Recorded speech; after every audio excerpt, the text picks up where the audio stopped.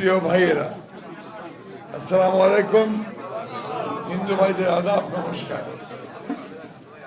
আমি প্রথমেই পরম করুণাময় আল্লাহ তাআলার কাছে শুকরিয়া আদায় করছি যে আল্লাহ তাআলার অশেষ রহমতে আপনাদের সকলের অক্লান্ত পরিশ্রমে আপনারা আপনাদের বিজয়টাকে ছিনিয়ে এনেছেন। শুধু এই আসনই নয়, ইনশাল্লাহ আমরা আমাদের পাশের যে দুটো আসন 2 এবং 3, ইনশাল্লাহ সে দুটো আমরা নিশ্চয়ই পেয়ে যাব।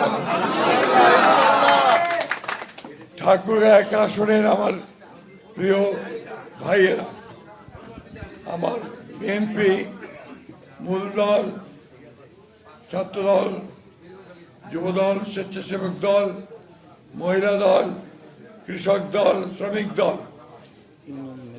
এবং আমাদের বিভিন্ন আরো অঙ্গ সংগঠন যা আছে তারা, এবং আমাদের ইউনিয়নের নেতৃবৃন্দ, আমাদের হিন্দু বৌদ্ধ খ্রিস্টান কল্যাণ ফ্রন্টের নেতৃত্ব, আপনাদের সকলের সমবেত প্রচেষ্টায়, ভাই তোমরা থামিবেন বিছানা,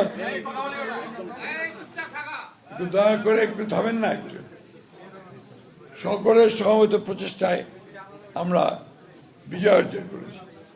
কিন্তু প্লিজ এই বিজয়টা আরো সুদৃঢ় করতে হবে, আমাদের সংগঠনকে আরো শক্তিশালী করতে হবে, যেন ভবিষ্যতে আমরা আরো বড় বিজয় অর্জন করতে পারি।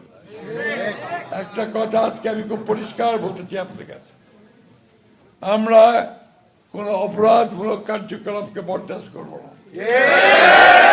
সে যেই হোক, যত বড় নেতাই হোক, যদি আমাদের দলের সুনাম ক্ষুণ্ণ হয়, আমাদের কোনো সুনাম ক্ষুণ্ণ হয়, তাহলে তার বিরুদ্ধে ব্যবস্থা নিতে আমরা এতটুকু দ্বিধা করব।